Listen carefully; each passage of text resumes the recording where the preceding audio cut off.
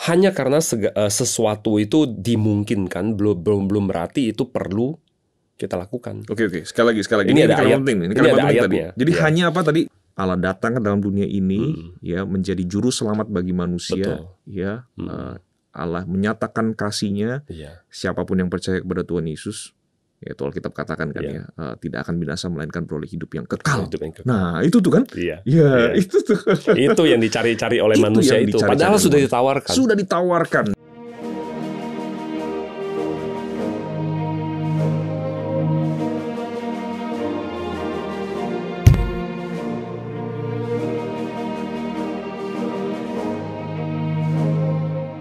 Ya, shalom Pak Hendro. Salam Pak Luki. Selamat bertemu lagi. Iya. Thank you Pak Hendro sudah bersedia lagi untuk mampir di program Ngopi Bareng, ngobrol seputar teologi bareng-bareng ya. Oke. Khususnya special thanks karena ini dengar-dengar katanya lagi sekolah nih ya. Ya, sekali lagi thank you. Di tengah-tengah kesibukan melanjutkan studi masih menyempatkan diri untuk ngobrol bareng-bareng nih ya. Iya, thank you. Pak Hendro, kita akan ngobrolin sesuatu yang saya kira menarik sekali begitu ya. Sebab konon katanya teknologi yang ada sekarang itu bisa membuat manusia itu katanya bakal hidup abadi. Wah, ini pasti seru banget begitu ya. Nah, tapi sebelum kita melanjutkan keseruan kita dan mungkin juga keruwetan kita begitu ya, karena ini topik yang tidak gampang begitu ya. Kita berdoa terlebih dahulu, kita mohon pimpinan Tuhan ya. Ya, mari kita berdoa. Tuhan, terima kasih untuk kesempatan kami boleh bersama-sama ngobrol, kami bersama-sama belajar. Sekali lagi kami berdoa biarlah Tuhan, Engkau Allah yang adalah sumber segala kebenaran yang sejati. Engkau yang berkenan menyatakan dirimu dan kebenaranmu kepada kami, baik kami berdua yang ngobrol maupun juga rekan-rekan kami, saudara-saudara kami yang menyaksikan program ini. Berkati kami ya Tuhan, berkati obrolan ini untuk kemuliaan bagi nama Tuhan. Di dalam nama Tuhan Yesus kami berdoa. Amin. Amin. Oke, Pak Hendro, seperti yang tadi saya sudah sampaikan, konon katanya kemajuan teknologi yang ada sekarang ya, itu kalau dikalkulasi sedemikian rupa, nggak tahu bagaimana cara kalkulasinya, tapi katanya kalau dikalkulasi sedemikian rupa atau setidaknya diprediksi lah begitu ya. Ya, kedepannya manusia itu bisa hidup abadi begitu ya. Nah, ini kan sesuatu yang sesuatu yang tentu mengagetkan mungkin bagi sebagian orang, tetapi juga satu sisi ini kan sesuatu yang mungkin didamba-dambakan atau diinginkan oleh manusia pada umumnya. Saya ingat misalnya cerita-cerita kuno tentang ada orang yang pergi dari tempatnya begitu ya, pergi ke negeri yang jauh begitu ya, untuk mencari sesuatu, entahkah itu ramuan, daun, tanaman. Fountain of Youth. Nah, Fountain of Youth begitu misalnya begitu ya, untuk kemudian bisa membuat manusia itu hidup abadi. Ya. Dan sebenarnya juga kerinduan atau keinginan atau harapan untuk bisa hidup abadi itu kan bisa terlihat dari cara manusia itu memberi nama kepada banyak hal. Salah satunya misalnya produk-produk vitamin atau produk-produk kecantikan misalnya. Salah satu misalnya yang saya ingat aja lah begitu ya. Ada misalnya produk yang namanya itu Forever Young.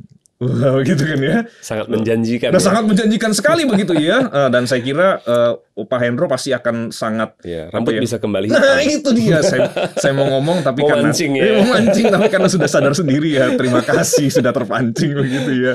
Nah, tapi pertanyaannya adalah apakah memang benar demikian? Nah, saya bertanya kepada Pak Hendro, mengajak Pak Hendro untuk ngopi bareng soal topik ini. Salah satunya karena salah satu orang yang saya kenal begitu, teman saya yang cukup advance dalam hal-hal teknologi ini kan Pak Hendro nih, ya.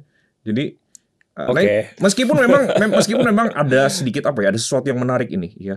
Bidang yang ditekuni itu adalah bidang sejarah, menyejarah. Artinya banyak bergulat dengan hal-hal yang ada di masa lalu.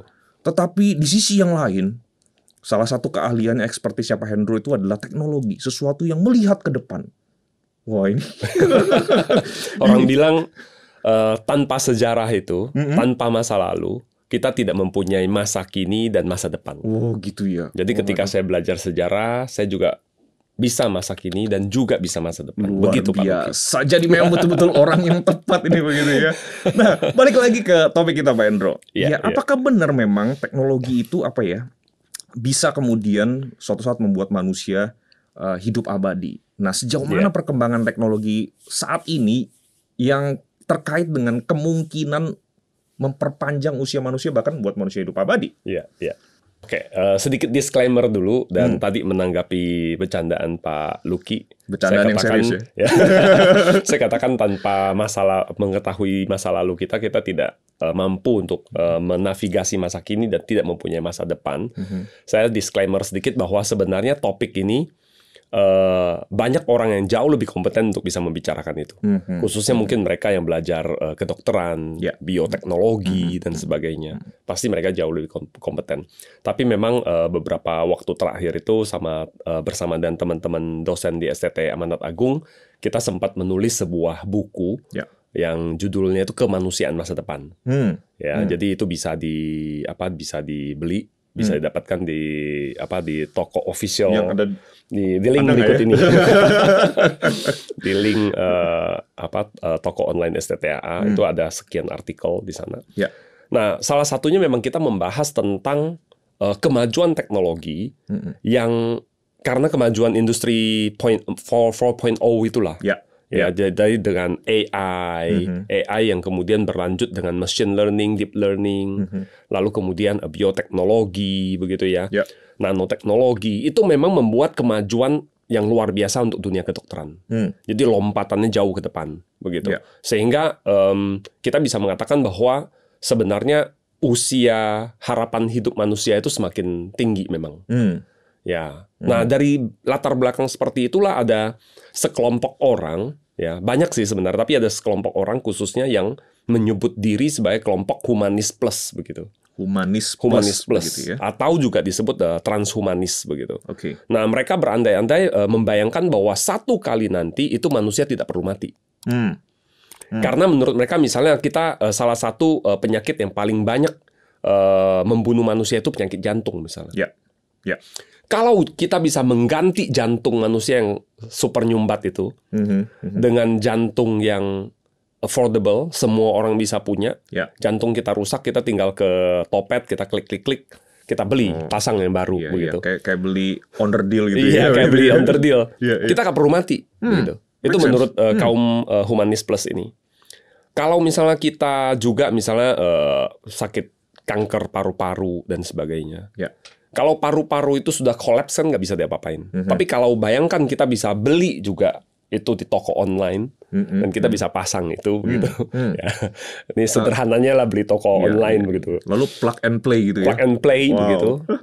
Jadi mungkin saat itu tubuh kita udah nggak perlu ditutup lagi, tapi ada kancingnya begitu. Jadi kalau ada yang rusak tinggal ganti. Gagal ginjal juga bisa di replace. Maka menurut mereka manusia nggak perlu mati.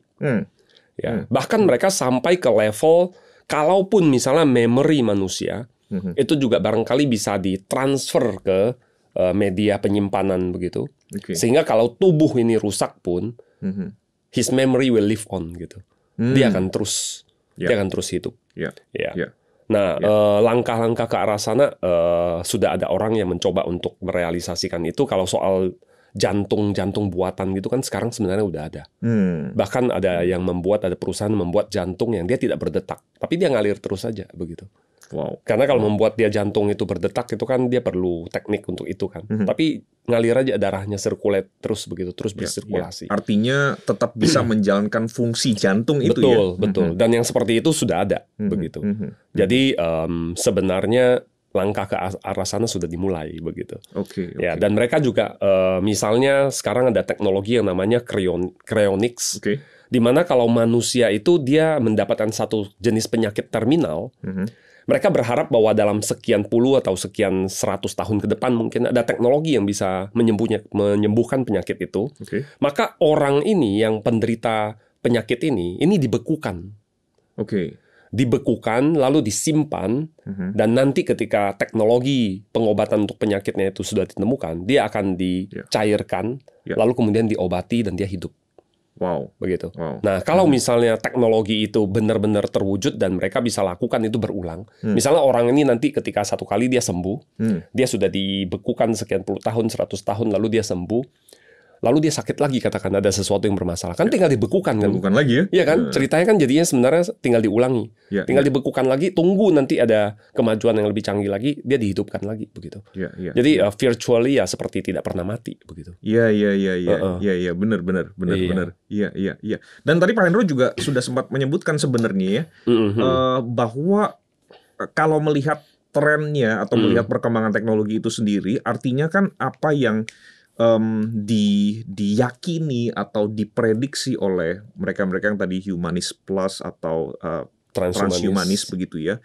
Ini bukan cuman sekedar angan-angan seperti apa ya, seperti di science fiction begitu kan ya, begitu ya. Ini bukan orang-orang yang sebenarnya sedang gabut gitu ya. Itu istilah sekarang ya, gabut ya katanya. Gabut. Istilah sekarang ya gabut. Bukan cuman sekedar orang yang gabut, nggak ada kerjaan, lalu kemudian saking nggak ada kerjaannya jadinya mimpi doang begitu mimpi yang mimpi kosong lah begitu. Enggak kan, berarti kan memang mereka adalah orang-orang yang sebenarnya mungkin beberapa juga orang-orang yang ahli di bidang teknologi begitu ya, dan kemudian melihat tren yang kemungkinan itu yang tadi seperti katanya Pak Hendro kan lompatannya jauh nih ya dibanding mungkin di masa lalu begitu ya.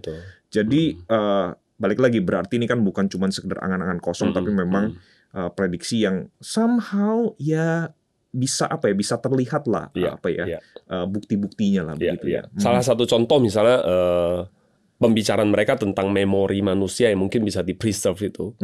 Mereka membayangkan misalnya, dan ini memang muncul di fiksi sih Pak. Muncul di fiksi di satu aplikasi video online itu ada serial namanya Black Mirror. Black Mirror. Nah, di dalam salah satu episodenya itu di sana diceritakan ada seorang meninggal.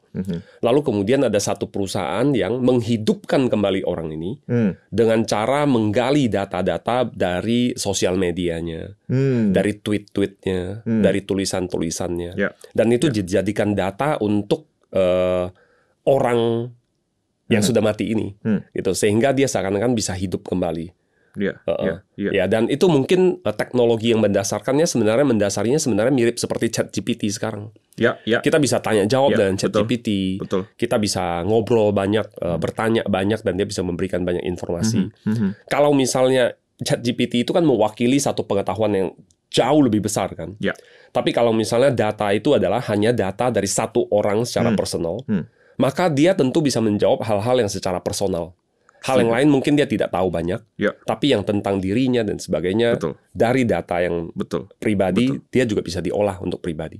Jadi ya ada dari fiksi itu sebenarnya ya memang ada sedikit-sedikit yang kita bisa katakan bahwa ada yang bisa direalisasikan begitu. Pertanyaannya memang apakah bisa sampai sejauh itu? Iya betul. Tapi artinya begini kan, balik lagi ya. Ini bukan cuma sekedar mimpi-mimpi doang, tapi memang balik lagi trennya, lompatannya gitu ya, kayaknya bisa sampai ke sana begitu ya. Dan kalaupun itu bisa terjadi saja, sebenarnya itu sudah advance banget sebenarnya begitu kan ya. Artinya begini, kalaupun misalnya saya membayangkan seperti yang tadi Pak Hendro jelaskan begitu ya, orang yang saya kasih atau orang yang saya kenal itu lalu kemudian sudah meninggal dunia, tapi kemudian somehow dalam tanda kutip nih bisa dihidupkan kembali, at least memorinya saja, lalu kemudian dia somehow bisa berinteraksi secara virtual dengan kita, seperti kita interaksi dengan dengan Google atau dengan Siri misalnya begitu ya. Kita bisa ngobrol, kita bisa misalnya ngomong gini, saya balik dah misalnya saya yang nggak ada gitu kan, lalu Pak Hendro yang di depan komputer kita ngopi bareng di sini dengan sebuah laptop begitu ya. Betul kan lalu kemudian saya ngomong begini kan, Pak Hendro ngomong gini, Pak Luki masih inget nggak pada waktu itu kita pernah ngobrol tentang topik ini di ngopi bareng gini-gini, lalu kemudian saya keluar begitu kan ya, masih inget begini, itu tanggal sekian dan segala macam, dan mungkin hasilnya bisa lebih akurat dibanding ingatan saya yang sekarang ini begitu kan, benar kan ya? Karena algoritmanya diatur sedemikian rupa, diproses sedemikian rupa sehingga keluar yang seolah-olah terus saya masih terekam. Ada gitu ya, terus terekam. Itu yang sekarang sebenarnya digagas oleh orang-orang seperti ini. Mereka bahkan berandai-andai bahwa sebelum seorang itu mati, kalau misalnya sampai itu sudah terpaksa begitu ya, dengan ganti organ dan sebagainya tidak berhasil, kalau sampai dia harus mati, memorinya itu bisa di-download Mereka membayangkan satu kali nanti bisa sampai ke sana. Ya. Begitu. Dan jadi bisa di-download dan kemudian ditanamkan di tubuh yang bukan manusia, bukan yang daging, darah dan daging ini, tapi menjadi manusia yang hybrid begitu. Ya, nah mereka menganggap bahwa ini adalah tahapan evolusi manusia berikutnya. Jadi hybrid tadi itu gimana? Jadi kira-kira tubuhnya gambarannya? itu mungkin seperti robot-robot yang kita lihat sekarang begitu. Ya, tapi memorinya itu adalah memori seorang manusia. Sekarang ini kan ada robot-robot yang bahkan sudah diberikan kewarganegaraan. Gitu ya? Iya, salah satunya namanya Sophia the Robot. Wow. Ya, dia sudah punya kewarganegaraan. Dia sudah bepergian kemana-mana menghadiri seminar-seminar lebih sering dari kita, Pak. Aduh. Ya. Kenapa lebih dia sering beruntung dari diundang. kita, Dia ya? sudah bicara di PBB juga, Pak. Nah, itu dia. Nah, dan robot-robot seperti ini mereka mempunyai otot-otot seperti manusia begitu, dibuat sehingga dia bisa bergerak layaknya manusia. Tapi memorinya itu memang virtual begitu kan, artificial. Tapi mereka berharap bahwa satu kali nanti itu memorinya itu adalah memori manusia yang ditanamkan, begitu. Jadi ya istilahnya ya virtually ya ini manusia ini tidak mati begitu. Iya. Dan kalau sudah dijelaskan sampai seperti itu, memang pada akhirnya kok sepertinya ya kemungkinan ke arah sana itu ya ada begitu kan ya. Nah, tapi balik lagi kan Pak Endro ya, tentu ngopi bareng kita tidak bisa terlalu detail ngomongin soal teknologi karena sebagaimana disclaimer Pak Endro tadi begitu kan ya, ada orang-orang yang mungkin di bidang ini yang bisa lebih menjelaskan secara teknikal begitu ya. Kita berdua bukan ahlinya, bukan scientist, hanya komentator. Iya. Pak Endro sih masih mending ahli teknologi begitu kan ya. Iya. Nah, pertanyaan kan begini kan Pak Endro. Di balik sebuah keyakinan atau sebuah proyeksi atau mungkin sebuah pernyataan mimpi misalnya begitu kan, selalu kan ada sesuatu begitu kan, ada sesuatu yang menjadi semacam latar belakang pemikiran atau ada semacam conviction gitu ya, keyakinan atau pemahaman tertentu yang kemudian membuat ya sebalik lagi kelompok yang tadi namanya humanis plus dan transhumanism itu misalnya bisa sampai berpandangan seperti itu begitu ya, bahwa manusia bisa bahkan bisa sampai abadi begitu ya. Nah, memang ketika mendengar semua yang mereka prediksikan begitu ya, yang mereka yakini dan juga melihat tren teknologi sekarang bahwa kehidupan manusia itu harapannya tadi bisa lebih panjang dan bahkan mungkin bisa abadi karena teknologi begitu maju. Pertanyaannya itu adalah apakah ini sebenarnya kabar yang menyenangkan atau ini kabar yang mengkhawatirkan begitu loh. Iya kan? Karena saya yakin sih kalau kita cuma lihat sekilas saja ini sepertinya kabar yang menyenangkan begitu ya. Tapi kalau kita mau mikir lebih dalam lagi, kemungkinan besar kita akan berhadapan dengan berbagai macam isu yang kayaknya ternyata bisa begini ya. Wah, kalau begini nanti jadi bagaimana begitu kan ya. Nah, gimana nih Pak Endro khususnya terkait dengan tentang perspektif iman Kristen atau bagaimana iman Kristen itu melihat kehidupan manusia itu sendiri. Oke. Mungkin pertama begini dulu Pak. Pertama kita perlu catat bahwa banyak ahli lain, para ilmuwan lain yang juga mengatakan untuk sampai ke sana, walaupun sekarang teknologinya itu sepertinya lompatannya jauh sekali, mereka berpendapat bahwa ini masih jauh. Sangat jauh. Ada sebagian yang berpendapat ini masih jauh. Misalnya ketika mereka mengatakan soal memori manusia yang di-download dan sebagainya, mereka bicara tentang bahkan consciousness-nya itu bagaimana. Apakah itu hanya sekedar data, hanya sekedar data di sana, tapi sebenarnya consciousness manusianya ada atau tidak belum tentu itu bisa di-download begitu kan? Ini mesti dijelasin sedikit istilah consciousness ini ya. Gimana nih Pak Endro? Contoh misalnya kita sebagai manusia kan tidak hanya mempunyai pengetahuan kan, tapi kita sebagai seorang manusia itu kan ada pribadinya itu. Ada consciousness sebagai manusia begitu. Nah itu yang nggak ada di mesin. Sampai sekarang ini setidaknya misalnya contoh kalau kita bicara soal itu, AI, salah satu AI yang paling canggih sekarang Google, itu beberapa waktu yang lalu itu ada salah seorang teknisi itu dipecat. Seorang software engineer dipecat karena dia mengatakan ini Google AI ini punya consciousness, dia katakan. Akhirnya dia bisa aware tentang keberadaan dirinya dan sebagainya, begitu. Itu yang dikatakan oleh engineer ini dan dia dipecat. Google mengatakan tidak ada. Dia murni hanya data saja.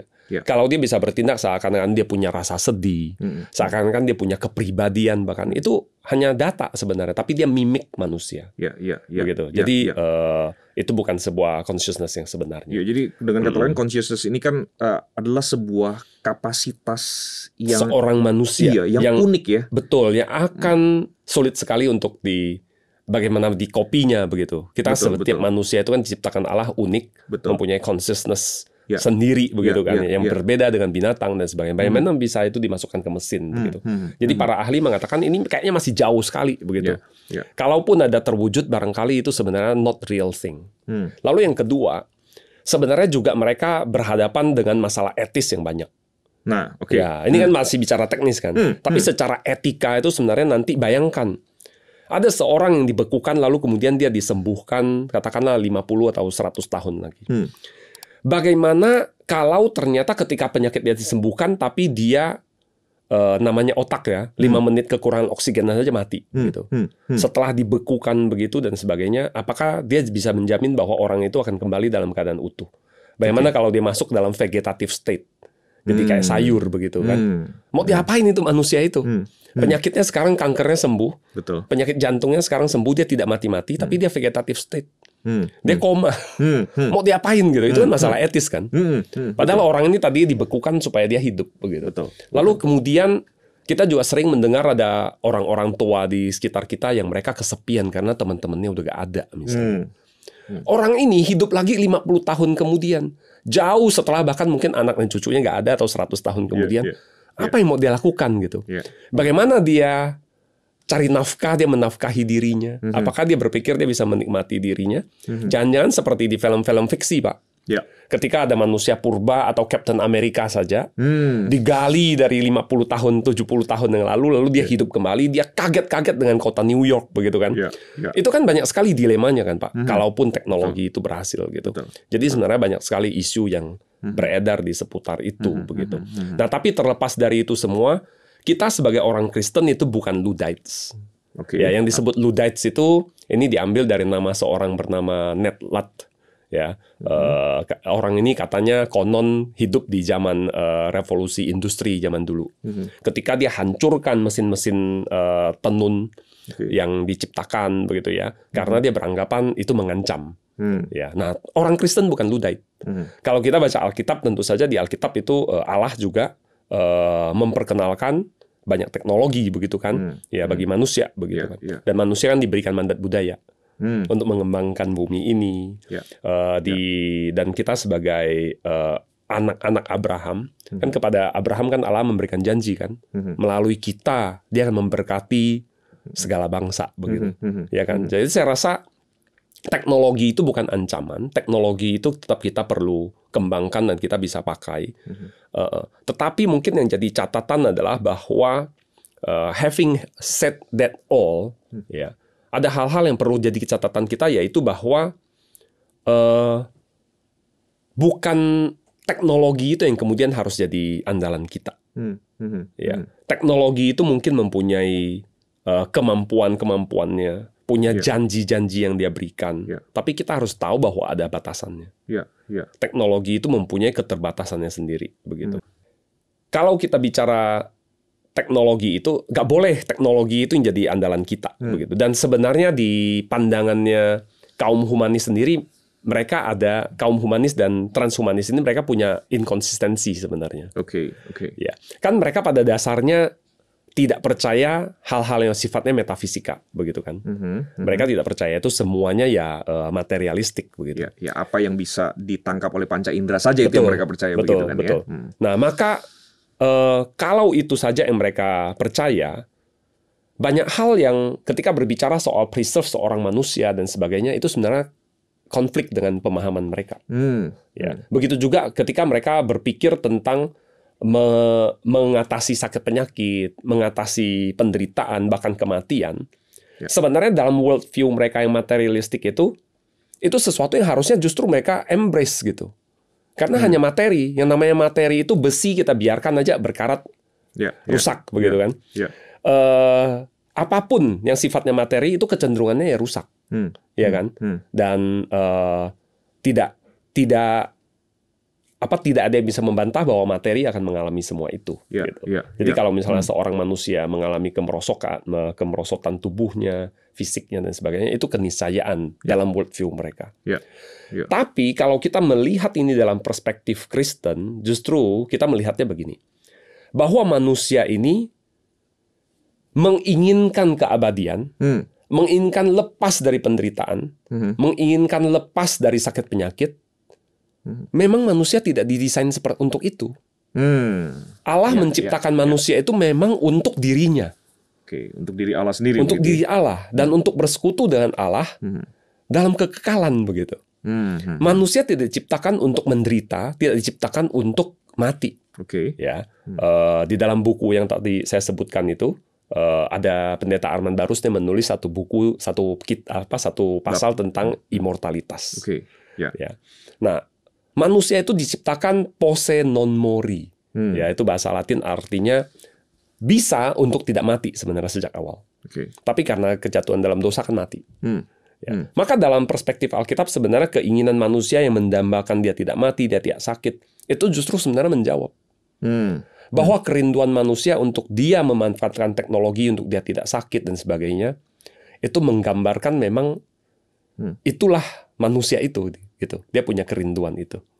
Somehow mempertegas pesan Alkitab begitu bahwa memang itulah cerminan atau ekspresi dari manusia yang diciptakan oleh Tuhan, gitu kan ya. Dengan kekekalan di dalam dirinya itu. Bahwa sejak awal memang dirancang untuk bersekutu dengan Allah dalam kekekalan, begitu kan ya.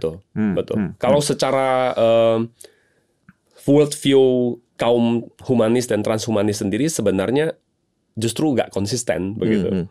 Karena kalau segalanya dalam materi, maka yang namanya kerusakan dan sebagainya itu keniscayaan. Tidak akan mereka bisa mencegah itu seterusnya begitu. Tapi dalam perspektif Alkitab saya rasa itu menarik. Ya, bahwa itu justru menggambarkan kerinduan manusia. Dan sampai batas tertentu saya rasa kita sebagai orang Kristen juga bisa mengakomodir itu. Mungkin itu sekilas, Pak. Ya, betul. Tapi kan tadi Pak Hendro juga menyebutkan bahwa atau menyiratkan lah begitu ya, bahwa ketika manusia jatuh dalam dosa, nah problem di sini muncul nih kan. Kerinduan untuk kemudian hidup abadi, ya itu masih tetap ada, dan mungkin yang kita pahami sebagai boleh dalam tanda kutip begitu ya, sisa-sisa, saya nggak tahu apakah sisa itu istilah yang tepat begitu ya, atau ya betul sih kita rusak secara total oleh karena dosa begitu kan ya, tapi somehow kan masih ada semacam hal-hal yang tinggal di dalam kemanusiaan kita, misalnya kesadaran kita akan Allah, kerinduan kita untuk mencari sesuatu yang lebih besar dari kita, atau sensus divinitatis misalnya begitu kan ya. Betul. Nah, termasuk misalnya keinginan untuk hidup abadi begitu kan ya. Nah, itu kan memang masih tetap ada begitu kan. Tapi kemudian ketika manusia jatuh dalam dosa, nah apa sebenarnya yang berubah Pak Hendro begitu kan? Karena balik lagi kan, kerinduan untuk hidup abadi itu kan sama seperti yang Pak Hendro tadi jelaskan, itu merupakan cerminan bahwa memang manusia itu diciptakan oleh Allah dengan rancangan Allah seperti itu begitu kan. Nah, tapi ketika itu dipraktekkan, dihidupi dalam konteks manusia sudah jatuh dalam dosa, apa yang berbeda nih? Saya rasa kita bisa telusuri bahkan dari Adam dan Hawa ketika mereka pertama kali jatuh dalam dosa. Bahwa mereka yang tadinya diciptakan bersekutu dengan Allah, yang tadinya diciptakan untuk bergaul dengan Allah, mereka menginginkan lebih dari itu. Sudah diciptakan seperti itu, mereka tidak puas dan mereka menginginkan lebih dari itu. Mereka ingin menjadi Allah, menentukan segala sesuatunya bagi diri mereka. Dan saya rasa dalam hal ini juga yang sekarang manusia terus kejar begitu. Alkitab memberikan penjabaran-penjabaran seperti apapun begitu make sense sebenarnya kalau kita mau jujur. Ya. Tapi seringkali tidak banyak orang yang bisa menerima itu. Mereka menolak itu, begitu. Nah, karena dia ingin menjadi penentu dari nasibnya sendiri. Oke. Ya. Ya. Dan ketika manusia jatuh dalam dosa, maka yang dicari adalah apa yang cocok sesuai dengan kemauannya sendiri, kan begitu kan? Ya. Tapi menariknya adalah kemudian mungkin ini momen Natal ya Pak. Ini menjadi satu masa yang pas juga kita mengaitkan begini, bahwa Allah tidak membiarkan manusia untuk berjalan menurut kemauannya sendiri, begitu. Allah kan terus beranugerah, terus menyatakan kehendaknya bagi manusia melalui para nabi, dan akhirnya 2000 tahun yang lalu melalui Yesus Kristus. Ya. Jadi dia terus menghampiri manusia yang dengan caranya yang sia-sia, dengan kehendaknya sendiri, dia berpikir dia bisa mendapatkan surga, quote-unquote, bagi dirinya. Tapi Allah tahu bahwa itu adalah sia-sia. Dan bahkan kemudian akan membawa mereka pada kehancuran, begitu kan. Dan Allah justru terus berwahyu, terus mencari manusia untuk membawa manusia kembali kepada kekekalan yang sesungguhnya itu, hidup yang kekal yang sesungguhnya itu, bukan yang dicari-cari oleh manusia yang sebenarnya membawa mereka kepada kegagalan pada akhirnya. Iya. Saya setuju sekali Pak Hendro. Dengan kata lain kan, jadi sebenarnya begini kan ya, terkait dengan pertanyaan awal saya tadi begitu kan, di topik kita kali ini tentang manusia yang ingin hidup abadi begitu kan ya. Jadi artinya, koreksi saya kalau saya keliru begitu. Jadi artinya sebenarnya kerinduan untuk hidup abadi atau harapan untuk hidup kekal begitu ya, itu sebenarnya bukan sesuatu yang keliru pada dasarnya. Bukan. Balik lagi seperti tadi Pak Hendro katakan, kita memang diciptakan untuk demikian, itu, begitu kan ya. Tapi problem muncul seperti yang tadi Pak Hendro sudah sebutkan, dan inilah problem utamanya. Sekali lagi bukan masalah bisa hidup abadi, bisa hidup kekal, tapi ketika manusia itu bahkan tidak puas hanya dengan hidup abadi, melainkan ingin menjadi seperti Allah itu tadi kan begitu ya. Nah, disinilah kemudian problemnya, dan seperti yang tadi Pak Hendro juga sebutkan begitu ya, dengan gerakan-gerakan ataupun kelompok-kelompok ini yang tadi sudah disebutkan begitu ya. Keinginan untuk melampaui natur kemanusiaan itu ya, sebagai ciptaan itu, untuk mengendalikan segala sesuatu, memilih sendiri, tadi bahasa yang Pak Hendro pakai itu ya, memilih sendiri apa yang dia inginkan bagi dirinya sendiri. Jadi itu sebenarnya yang jadi problemnya. Itu kan, jadi masalah. Seorang teolog bernama Henry Scougal, ya, dia pernah menulis, orang ini meninggal usia muda sekali, dia nulis sebuah buku singkat begitu, tapi sangat berpengaruh. Di dalam buku itu dia katakan begini, kalau kita hanya mencari hidup yang kekal, ya, tapi tidak mencari Allah, itu sebenarnya prinsipnya sama seperti iblis. Iblis juga menghendaki hidup yang kekal, menghendaki surga, tapi dia tidak menghendaki Allah di dalamnya. Ini kan sebenarnya kalau misalnya kita kaitkan, ada semangat seperti itu kan, menginginkan hidup yang kekal tanpa Allah, gitu. Bahkan mereka sudah keluarkan Allah dari awal. Tapi mereka menghendaki hidup yang kekal, menghendaki quote-unquote surga bagi diri mereka, tapi nggak ada Allah di dalamnya, begitu. Dan itu saya rasa menjadi satu masalah yang sangat besar. Mereka menggeser Allah, lalu kemudian mereka memasukkan teknologi. Sekilas mungkin sepertinya teknologi ini yang jadi Allah mereka. Itu yang menjadi Allah tapi mereka. di balik itu sebenarnya kan, di balik teknologi itu adalah ya si manusia yang mengerjakan sendiri teknologi ini kan, begitu kan ya. Jadi ya sama aja seperti problem utama manusia berdosa ini ya. Dari awal ya. Dulu sampai sekarang nggak pernah berubah ya Pak. Iya. Selalu manusia ingin menjadikan dirinya center begitu. Betul. Dan itu yang menjadi masalah. Iya. Nah, jadi balik lagi Pak Hendro. Sebenarnya sedikit banyak sebenarnya sudah terjawab, tapi saya ingin pernyataan yang lebih lebih clear lagi begitu ya. Ini kabar menyenangkan atau mengkhawatirkan? Kalau buat saya, kalau memang teknologi itu bisa memungkinkan kita hidup lebih berkualitas, why not? Jadi lebih sehat, gitu kan ya? Lebih sehat.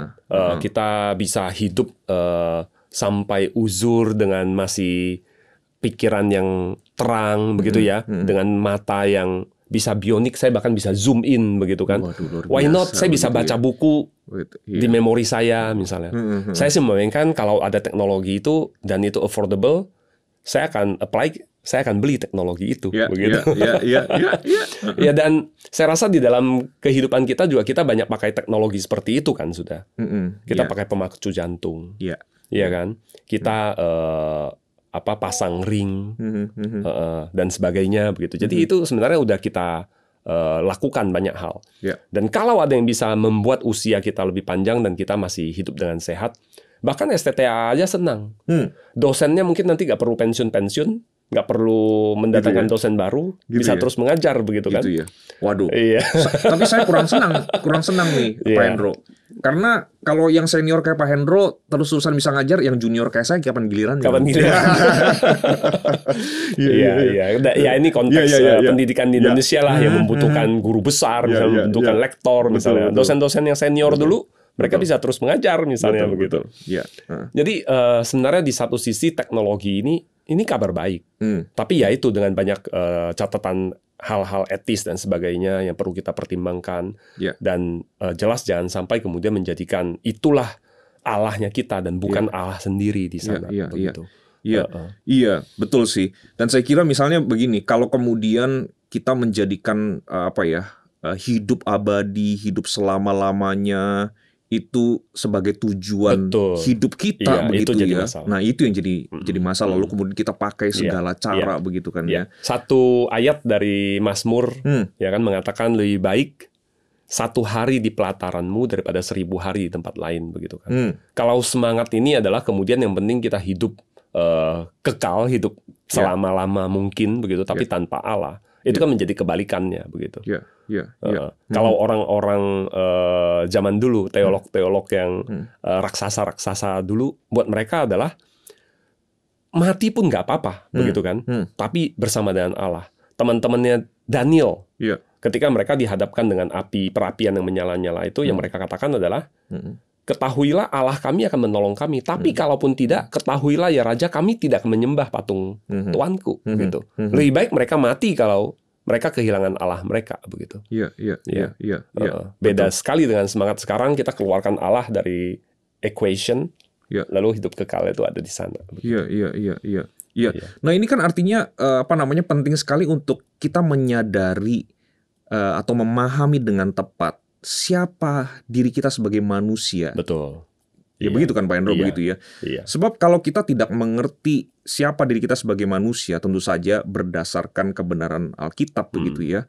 Maka kan tentu dengan mudah kemudian fokus hidup kita, tujuan hidup kita ini teralihkan begitu kan ya. Jangan-jangan kalau mungkin yang umum itu kan orang berpikir apakah itu kekayaan, karir dan segala macamnya. Nah, hari ini sebenarnya dengan obrolan kita ada satu juga ini arah atau goal yang keliru nih begitu ya, yaitu mengejar keabadian dengan sarana teknologi tanpa betul-betul memahami sebenarnya untuk apa sih kita hidup di dalam dunia ini sebagai manusia ciptaan Allah. Ada komen nggak? Betul. Saya rasa memang salah satu hal yang sangat kuat di sini adalah tentang kehendak manusia yang tidak ditentukan di bawah kehendak Allah. Gimana Alkitab itu jelas sekali berbicara bahwa manusia itu harus ditaklukkan di bawah kehendak Allah begitu kan. Tapi di sini jelas ada satu semangat yang sangat kuat menentang itu. Kehendak bebas manusia itu sangat ditekankan gitu. Di dalam di kaum transhumanis itu mereka punya yang namanya Transhumanis Manifesto gitu. Salah satunya adalah mereka bicara tentang choice. Tentang choice. Jadi ini adalah pilihan begitu. Itu yang mereka tekankan. Lalu hal yang lain yang saya rasa juga kita perlu sangat aware adalah bahwa transhumanis ini menjadi sesuatu yang memang melanjutkan tradisi kaum humanis yang melawan Allah sendiri gitu. Bukan sekedar mereka tidak mau tunduk kepada kehendak Allah, tapi memang benar-benar tidak menghendaki Allah di dalam equation. Nah, jadi kita sebagai orang Kristen, saya rasa itu yang perlu kita sangat aware bahwa kita hidup itu tidak pernah lepas dari kita hidup di hadapan Allah. Coram Deo begitu. Tidak pernah lepas dari sana. Dan by the way, ngomong-ngomong ini sesuatu yang sebenarnya unik sekali gitu, menarik sekali untuk melihat bagaimana manusia di dalam keberdosaan kita ya Pak Hendro terus mengejar sesuatu yang sebenarnya tidak sesuai dengan apa yang menjadi rancangan Allah sejak semula ketika menciptakan kita, ya. Dan mungkin apa yang dilakukan oleh teman-teman transhumanis ini merupakan salah satu contohnya, begitu kan ya. Contoh di mana manusia yang memang diciptakan Allah sebagai ciptaan yang tentu saja punya keterbatasan, begitu kan ya. Tapi kemudian mencoba untuk melakukan segala cara untuk melampaui keterbatasannya sampai di satu titik, maksudnya ya udah keluar batas lah, begitu kan. Nah mungkin itu juga kan kenapa istilahnya itu humanis plus transhumanis, begitu kan ya. Jadi pengen keluar dari yang cuman sekedar human doang nggak cukup nih. Transhuman itu sebenarnya itu nama gerakan. Tapi mereka punya goal nanti manusia itu akan post-human. Nah, post-human begitu kan post-human. Ya. Nah, post ini dalam pengertian melampaui, begitu kan ya. Nah, nah ini kan jadi sesuatu yang menarik sekali begitu, dan ini sebenarnya meskipun mungkin wujudnya ini baru dalam hal teknologi begitu ya. Tapi ini kan balik lagi, ini kecenderungan yang sudah ada di dalam sejarah peradaban manusia, begitu kan. Misalnya kalau kita balik lagi ke ke Menara Babel, begitu ya, usaha manusia untuk kemudian melampaui keterbatasannya, begitu kan, ingin bangun sesuatu sampai ke langit segala macam ya. Nah, ini menarik kenapa? Karena sebenarnya ya tadi Pak Hendro sebenarnya sudah sedikit menyinggung ketika menunjuk-nunjuk yang ada di belakang ini kan, di samping kita ini, begitu kan ya. Justru apa ya, Allah itu melakukan sesuatu yang berkontradiksi dengan apa yang dilakukan oleh manusia, begitu kan ya. Betul sekali. Nah, ya manusia yang sebenarnya adalah ciptaan yang terbatas, ya, yang sebenarnya dituntut cuma satu, mengakui keterbatasannya dan menyembah Allah, begitu kan. Tapi pengen keluar dari keterbatasannya, pengen sama jadi Allah dan menghilangkan Allah yang sejati. Betul. Nah, tetapi Allah dengan kasih-Nya justru kemudian dia yang super, dia yang tidak terbatas, dia malah kemudian, kalau dalam bahasa Alkitab itu berinkarnasi kan ya. Mengambil rupa seorang manusia, mengosongkan dirinya, begitu kan ya. Bahkan mengambil menjadi seorang hamba. Nah, begitu. itu dia, begitu kan ya. Datang supaya apa? Supaya seperti tadi kata Pak Hendro kan ya, supaya manusia yang sebenarnya sudah salah arah ini kemudian dibawa kembali kepada apa yang benar. Menyadari, oh iya, saya adalah ciptaan yang terbatas. Saya diciptakan untuk Allah, begitu ya, untuk menyembah Allah, untuk bersekutu dengan Allah di dalam kekekalan, dan sesungguhnya itulah kebahagiaan yang sejati yang Allah anugerahkan buat kita. Itu betul sekali, Pak. Memang apa yang sudah Kristus lakukan itu ketika dia, bahkan kemudian kalau kita melampaui bicara soal Natal lagi gitu ya, kita melampaui itu, kita akan bicara tentang kematian Kristus. Dia bahkan rela mati, tapi kemudian yang menarik adalah dia tidak berhenti di sana. Tapi dia juga bangkit. Jadi kehidupan kekal yang didambakan oleh transhumanis sebenarnya memang ada di dalam Kristus. Tapi ini adalah kebangkitan kehidupan kekal yang bersama dengan Allah. Jauh melampaui apa yang dibayangkan oleh kaum humanis. Dan kaum transhumanis, begitu. Dan bahkan kemudian juga ketika Roh Kudus turun, kita sudah melihat bahwa itu sudah mulai diwujudkan dalam diri manusia. Kita menjadi manusia yang baru, kita menjadi manusia yang mempunyai relasi yang sudah dipulihkan bersama dengan Allah. Dan Tuhan berjanji nanti Dia akan kembali untuk membawa kita untuk bersama dengan Dia selama-lamanya, begitu kan? Dan di dalam Wahyu saya baca di sini dari Wahyu 21 di sana ayat 1 dan 4 di sana dikatakan, lalu aku melihat langit dan bumi yang baru dan bumi yang baru, sebab langit yang pertama dan bumi yang pertama telah berlalu dan laut pun tidak ada lagi, dan Ia akan menghapus segala air mata dari mata mereka, dan maut tidak akan ada lagi. Tidak akan ada lagi perkabungan atau ratap tangis atau duka cita, sebab segala sesuatu yang lama itu telah berlalu. Bukankah ini semua mencakup yang dimimpikan oleh kaum transhumanis, begitu? Dan manusia secara umum ya? Ya, plus di sana ada Allah di dalam. Orang-orang mengatakan kalau kita memiliki segala sesuatu tanpa Allah, itu nol.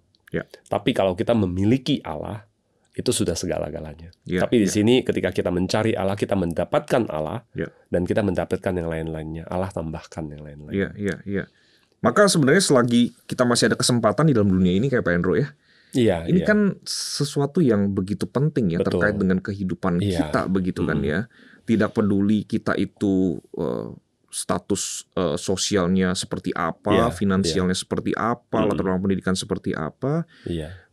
Tapi ini menyangkut apakah betul-betul kita sudah mengalami Kita kenal Allah, kita berjalan bersama dengan Allah atau tidak. Betul.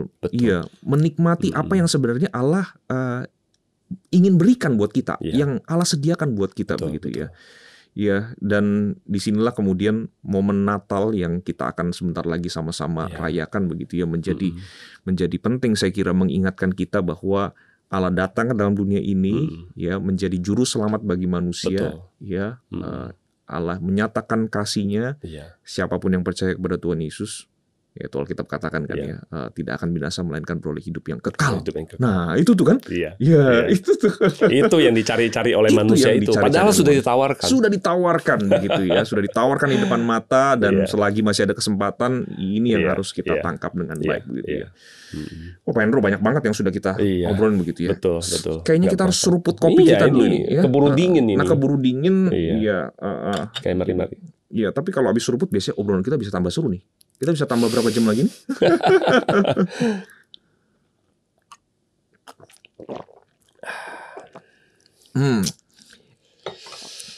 Ngopi bareng tanpa nyeruput kopi itu tidak lengkap, Pak Hendro. Iya. Ya, jadi bersyukurlah nama program ini ngopi bareng, Ngopi bareng, ya. dan kemudian ada kopi yang disediakan. Kalau bukan ngopi bareng, nggak ada apa-apa loh, Hendro. Nggak ada apa-apa, Iya, ya. nggak ada apa-apa. Iya, iya. Itu pohon di sebelah Iya, kita meskipun indah kan kita tidak bisa nikmati gitu kan ya. Nah, kita masih punya beberapa menit terakhir sebelum kita menutup obrolan kita, Pak Hendro. Iya. Ya, kita sudah ngobrolin isu utama kita terkait dengan perkembangan teknologi dan keinginan manusia untuk hidup abadi begitu ya. Nah, kan kita hidup tidak bisa lepas dari teknologi nih, Pak Hendro. Iya, iya. Begitu kan ya. Nah, kira-kira ada pagar-pagar apa aja sih yang perlu kita jaga begitu ya, yang perlu kita sadari begitu ya, atau awareness apa yang kita perlu miliki begitu ya, ketika kita kemudian menyikapi perkembangan teknologi yang ada, pada waktu kita memanfaatkan teknologi yang ada di sekitar kita, apa yang harus kita miliki supaya apa ya, kalau dalam mungkin pemikiran saya itu seperti ini, supaya pada waktu kita menggunakan teknologi itu kita menggunakannya dengan tepat ya, malah bahkan teknologi itu justru menolong kita menyadari siapa diri kita di hadapan Allah begitu ya. Iya. Ya. Nah, ada tips, trik, atau tadi sudah seruput kopi satu kali lagi, Iya, jadi iya. artinya banyak tuh sebenarnya di kepalanya begitu kan ya. Teknologi itu saya rasa sama seperti produk di tengah dunia ini, ya. Kita mempunyai kita mempunyai kreativitas dan sebagainya, manusia mempunyai kreativitas untuk menciptakannya. Saya percaya itu adalah buah berkat Tuhan bagi manusia. Ya. Tapi sama seperti produk yang lain, termasuk madu, bahkan dalam Alkitab dikatakan makan madu jangan kebanyakan, begitu kan ya. Begitu juga dengan teknologi itu. Ya. Kita tentu saja hari ini kita juga pakai teknologi untuk merekam ini dan sebagainya. Betul. Kita juga pancarkan dan sebagainya. Tapi ini juga harus dikonsumsi dengan hikmat. Perlu hikmat Tuhan. Sampai sebatas mana. Hanya karena sesuatu itu dimungkinkan, belum berarti itu perlu kita lakukan. Oke. Sekali lagi. Ini ada kalimat ayat. penting. Ini ada ayatnya. Tadi. Jadi Ya. hanya apa tadi diulang Hanya dulu? karena sesuatu itu dimungkinkan, belum Possible berarti begitu kan ya? sesuatu itu possible belum tentu berarti kita perlu melakukannya. Ya. Kalau ini dalam bahasanya Paulus adalah segala sesuatu diperbolehkan, tapi tidak segala sesuatu berguna. Begitu juga ketika kita menggunakan teknologi, termasuk tadi saya katakan kalau teknologi itu memungkinkan saya untuk hidup lebih berkualitas, mungkin saya mau go for it. Tapi ya sampai sejauh mana, kalau misalnya saya diminta untuk dibekukan, lalu saya akan dihidupkan 100 tahun lagi, mungkin yang seperti itu saya tolak. Ya. Begitu. Ya. Memang di sini perlu discernment.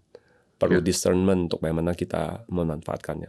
Sama seperti hari ini kalau kita nyalakan handphone kita, segala entertainment itu tersedia, tapi apakah kemudian kita mau mengentertain diri kita 24 jam kan enggak juga, gitu kan.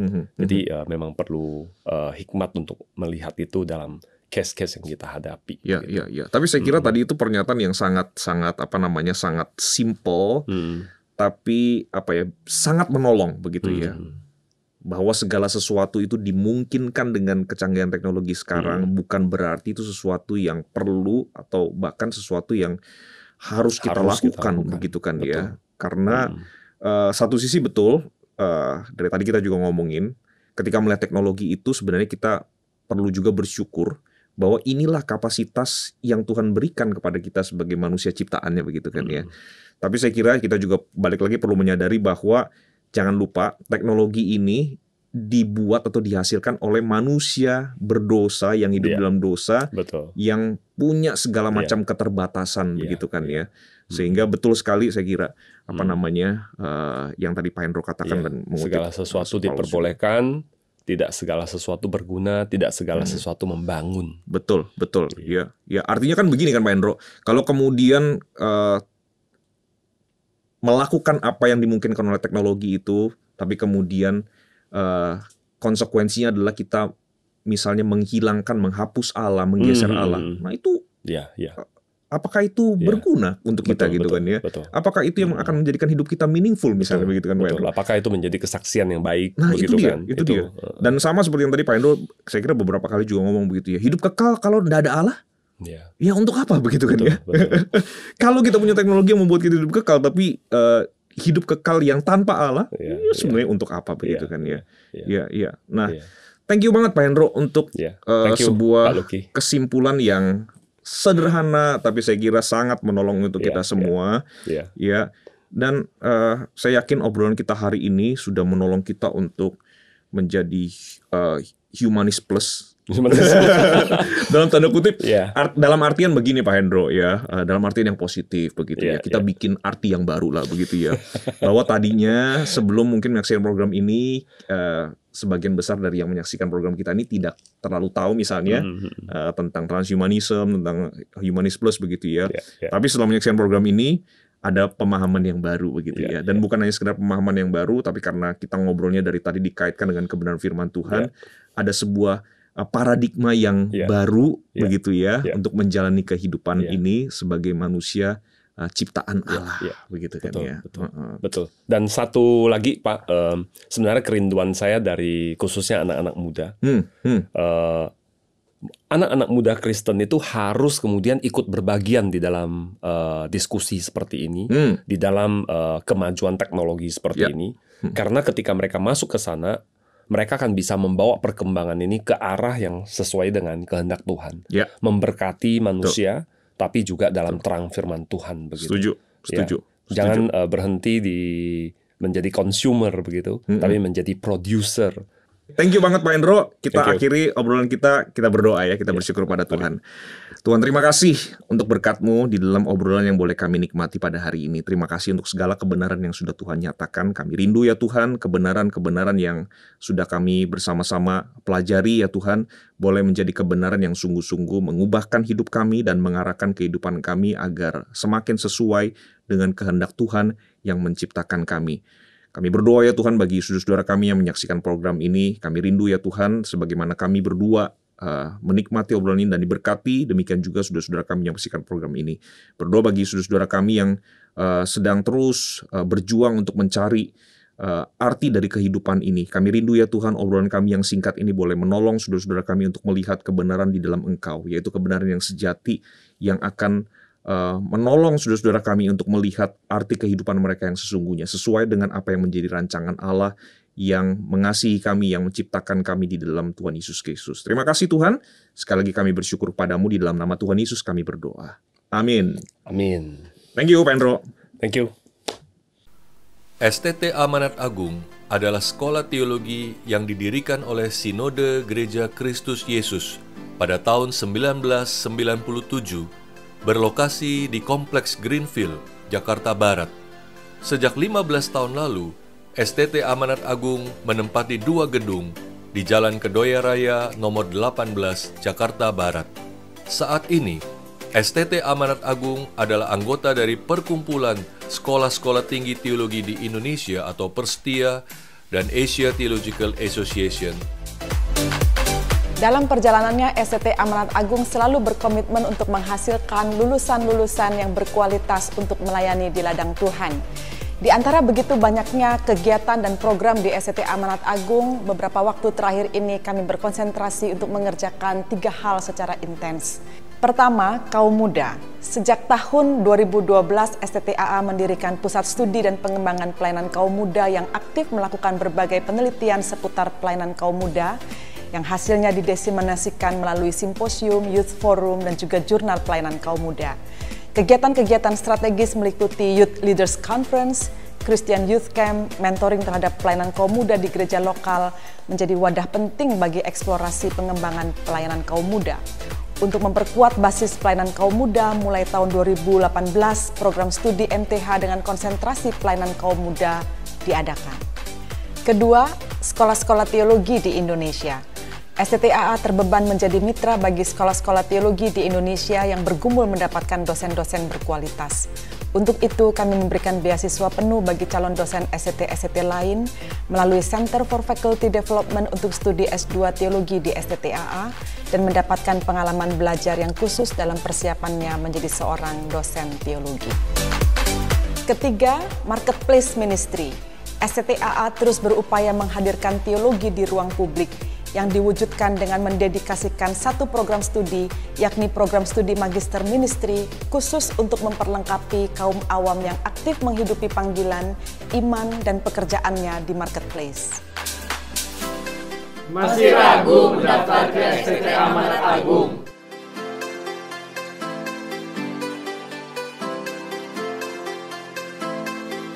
Mari bergabung bersama kami di STT Amanat Agung.